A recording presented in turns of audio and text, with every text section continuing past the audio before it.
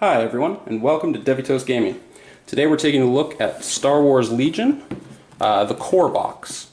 So we will be taking a look at the expansions in the future, but for today's video we're going to be looking just at the core box. If you look at the back here, you can see everything that's included. So there's a little bit of bunker terrain pieces, a couple of units of stormtroopers, rebel troopers, there's the AT-RT walker, the speeder bikes, and then of course Darth Vader and Luke Skywalker are the commanders. It of course comes with all of the terrain or movement pieces and dice that you'll need to play as well. Little Fantasy Flight catalog there. Here's the Learn to Play book. There is also a rules reference guide posted online that has a little bit more in-depth rule summary. This one here takes you through all of the basics of the game. And for your first game, you'll only read the beginning, and then there's some expanded and more advanced rules in the back. Some punch boards here. These are all the different tokens. You've got aim tokens, dodge tokens. These are the tokens that determine when a unit is activating or has activated. Damage tokens for vehicles. A whole bunch of different things. Objective tokens, stuff like that. You'll find out more about what those are all for as you jump in as well. So this is a tabletop miniatures game, and it does come with unassembled miniatures. So this here is just one of the movement tools. Some of the dice here. They are custom dice and look fairly similar to some of the other Star Wars games that we've seen. Okay, so here's all the different bases for the miniatures. Range ruler. Oh, here are the bunkers. Take a closer look at those. They've got a real nice solid feel to them. But yeah, they've got a nice little design on them. So these help provide cover for your units in the game, which means that you get to block hit dice when playing, or when defending. So here is what the units sort of come looking like. All of them are in their own little bags per style, I guess. In the rule books here is the page for assembling them. So each different style or pose will come in its own bag with all of the different little pieces. So these guys here, there's like the body, some arms, and these must be the guys on the speeder bikes, because you can see their arms are attached to the handles for the speeder bike there. But yeah, essentially they all come unassembled. You can either paint them before assembling to make it a little bit easier, or just go ahead and assemble, and if you want to paint them, you can. So we will come back in just a few moments when I've got some assembled for you guys. Okay, so we have now assembled all of the miniatures. I did leave the speeder bike guys unassembled though, because I will be wanting to paint the bikes and the troopers on them differently, and didn't want to run into any issues there or getting anything on the stands, for example. But I mean, great detail on some of these miniatures. A lot of fun putting them together. Definitely use super glue. Don't use a plastic cement or anything like that. We can take a couple looks at the different models here. The really nice thing with this game is they do provide different sculpts for all of the miniatures in each of the squads. So, for example, there are the regular troopers, which all have different sculpts. And then there are a couple of the extra special guys that you can add in, and they also have unique sculpts as well, so that's really cool. This is the AT-RT for the Rebels. again, he is not actually attached there. He does come off so that I can paint the vehicle separately. But a lot of really cool detail in that miniature. And then of course there is Darth Vader and Luke Skywalker. And these are some pretty cool sculpts as well. So you can really see on Vader here why you might want to paint before you assemble them, because it is going to get a little bit tricky to paint in behind his layers of the cloak there. But again, I'm not super hardcore about my painting, so I wasn't too worried about it. I'll make it work. So this is a perfect example. Here, the bend in the lightsaber there. So they actually do include a page at the back of the book, and there's some videos on it as well. But if you do end up with some bent parts, you can just put it in some hot water and then bend it back. I'll show you here as well. I ended up with quite a few wonky barricades as well, so I'm going to have to straighten those out because they look a little weird. But yeah, so those are the miniatures. The ATRT actually comes with a few different selections for the weapons.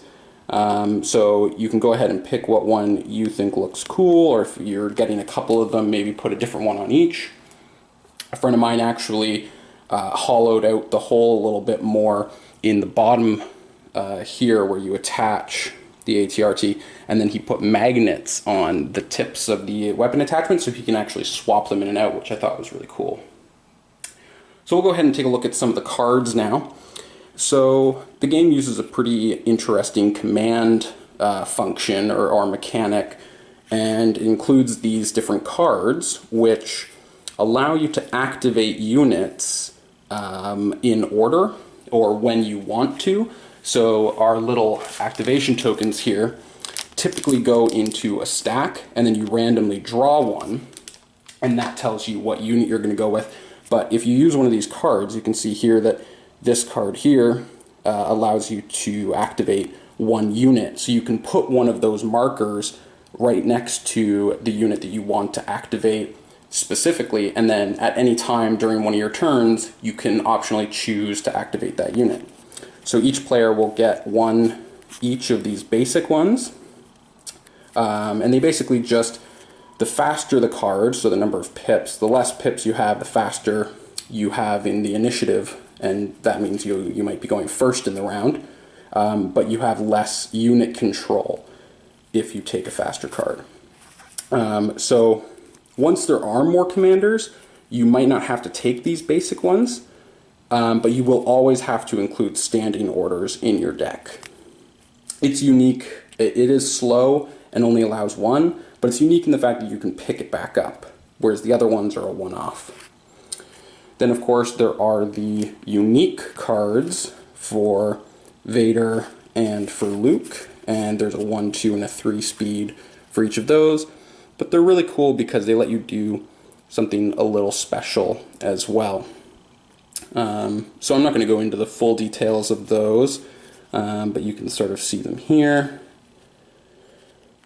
They are pretty cool and different from the base cards, so it'll add a little bit of dynamic play of when you choose to play those and can give you a leg up. So the next cards here are all of the battlefield condition cards. So these are the cards that are going to tell you, for example, how to win the game. So these will tell you, you know, the conditions on the battlefield. So in, for example, limited visibility, for the first couple of rounds, you can't see at maximum range. Then these ones here tell you the victory conditions, and these ones here tell you how to set up the battlefield.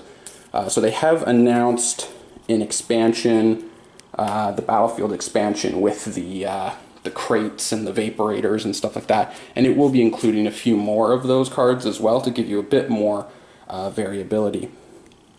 Now of course here we have the actual unit cards themselves. So this tells you over here their life value, their resilience factor, That's their defense die there, so Luke would roll a red defense die. That tells you what happens with surges. These here is its movement. So you can see the movement tools up here. There's the 1, 2, and 3 speed. So when Luke makes a move, he would use the 2 speed movement tool here. And that's his sort of range ruler for his movement. Gives you your different abilities here, and then it also tells you your different weapons. So the red symbol there is the melee, and this here gives you the range. So he can use his pistol at 1 to 2 range, and he rolls those dice for it. The really cool thing with these cards is on the back side of them, it actually tells you all of the weapon keywords. So you don't have to look up, you know, anything in rule books or anything like that. All the information you need is either written out here or on the back of the card. So you don't have to worry about any of the rule searching for keywords. So there's Luke, the Rebel Troopers, obviously a lot weaker. Now, the resilience is a really interesting mechanic in the game, and I think it's one of the things that make it pretty unique in the form of suppression. So if a trooper unit, for example, with a 1 resilience gets suppression tokens, those suppression tokens can be gained in a couple of different ways, but mainly it's when you take ranged fire. So if someone is attacking you and they roll even 1 hit in their attack, whether it actually deals a wound or not doesn't matter, you're still suppressed. And if your unit gains more suppression tokens than double your resilience, you become panicked and you have to run away. Also, if on your turn you can't get rid of those suppression tokens, you have less actions, which is really key. And I think suppression is going to be a pretty big factor in this game with how things play out. The fun thing with suppression, though, is if you're within range of the commander, you can use the commander's resilience level. So where you position your commander is also going to make a big impact, especially on a unit like the troopers when they have such a small resilience level. For example, one of Vader's cards lets you put suppression tokens on units, and that would be more than enough suppression tokens to make these guys panicked, and they would have to, when you're panicked, run as directly towards the edge of the battlefield as possible. So that can eliminate your units if they get past the edge of the board. Another Rebel Troopers there. Here's the ATRT. So it's a little bit different with the vehicles. This is not the resilience factor, but it's the, and I can't remember the word for it. I'm sure someone will point it out. But basically it means once you've taken that much damage, you have to roll for damage to your vehicle. Once you've taken that many wounds, you roll for damage on the vehicle. And those damage tokens can include losing one of your weapons, it can include losing an action, or it can sort of force you to become immobile, where you have to spend both your actions to perform one move action.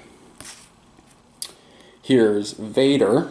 So you'll notice he has no resilience level, so he can never be panicked, or anything near him can't be panicked, no matter how much suppression they gain. But he's very slow. Now, I actually think this is a very interesting part of Vader, though, because yes, he is slower than everyone else, but because he has Relentless, where he can perform a attack action after performing a move action, he theoretically can actually move further than a unit with move speed 2. As you can see here, the range 2 ruler is longer than the range 1 ruler. But if you add the range 1 ruler twice, you're actually gaining distance on the range 2 ruler. And because of Relentless, he could move twice during his turn and then attack. So, I mean, you can also do other things. But theoretically, if you wanted to just use another unit, say, for example, Luke with range 2, and you use a range 2 movement and then attack, you can actually move further with using 2 1-range movements and then attacking using Relentless. So it's I don't know if they were trying to make him more powerful that way or not, because I actually think this is great in the sense that it gives him more options on his turn, because he can use an action to, say, add a dodge token or add an aim token or something like that, and then, well, I don't think he would use aim, but, you know, another action, and then he could still use a one move and then still attack. Or he can use double movement and attack still, and it's not really as much of a restriction as what some people think. Now, of course, if you have another opinion on that, please let me know in the comments. Maybe I'm missing something, but I think that's actually like a really powerful combination with Relentless. Stormtroopers, pretty basic, pretty similar to the Rebel Troopers. The difference here, and this is a big difference, is in their blaster pistols. So the Rebel Troopers actually roll a black die, and the Stormtroopers only roll a white die. And that does make a big difference on their attacks as... Sorry, let's get the dice out.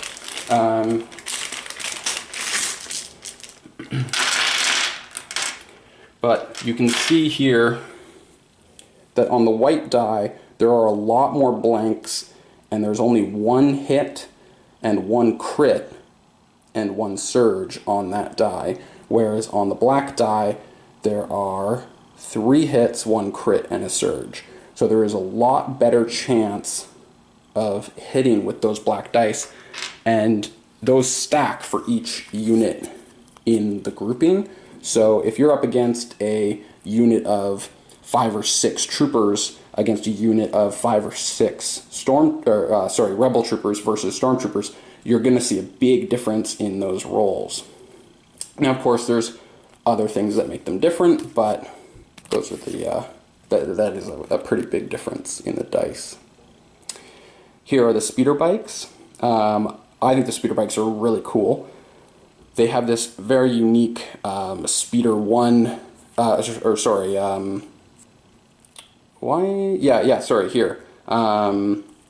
It is part of this. When you activate, you have to perform a compulsory move. So that compulsory move has to be made at maximum range, and then if you're taking another move on your turn, you can do that at any length of the movement, but this compulsory move does have to be taken at max. So that's a very interesting part, because it's sort of forcing them to zip around the battlefield as you're using this large 3-speed movement tool at least once every turn, and then you can use it again. You could potentially do 3 of these on your turn if you use both actions as move actions and then the forced compulsory move. So you can really zip around the battlefield with these guys. They don't have nearly as much health, but they don't get damaged either, so they operate fine up until they do get destroyed. Fairly good weapons, using that red, black, and white. And then, of course, there are attachments and upgrades for all of these guys, which we'll take a look at now. So, the base troopers come with 4 units, or four minis in the units, but you can add these little upgrades to add miniatures in. Then, of course, there are the special guys. So, like I was mentioning before, you can add in those extra special sculpts. There are the DLT-19 Stormtroopers, which are kind of like snipers. They have that long range with the 2 red dice, which are the best dice.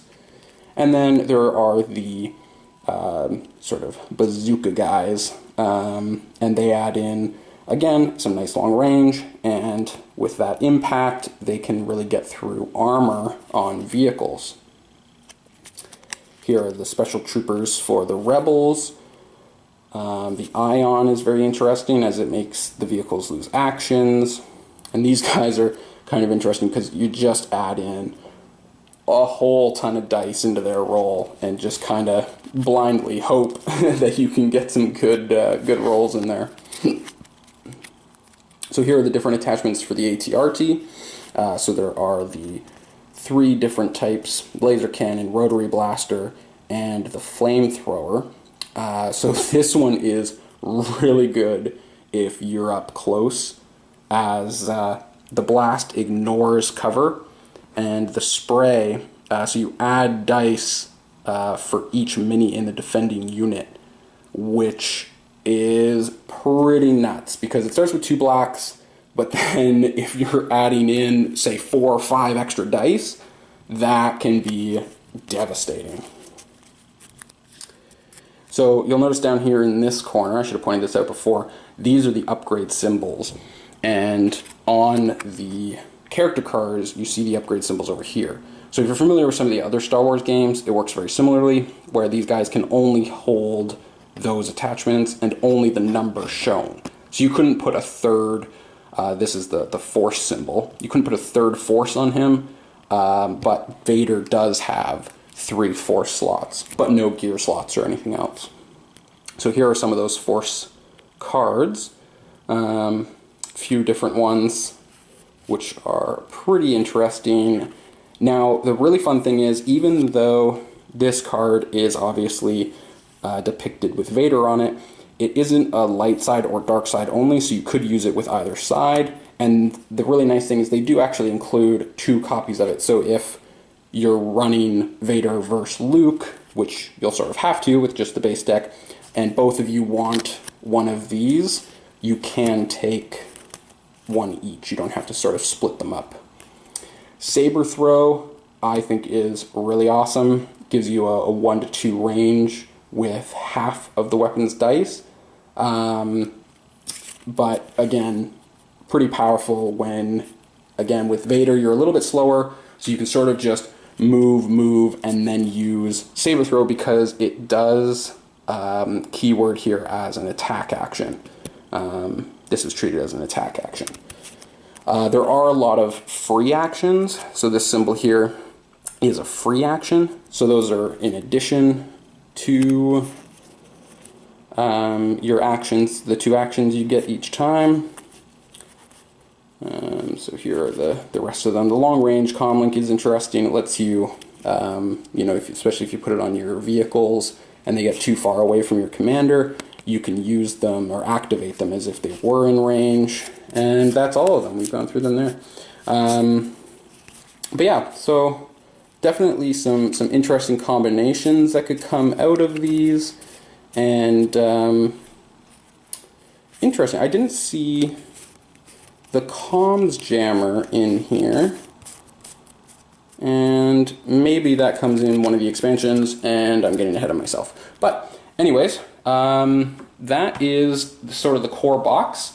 Check out the next videos, as we are going to be taking a look at some of the expansions. I haven't picked up all of them yet, but I do have a few to take a look at.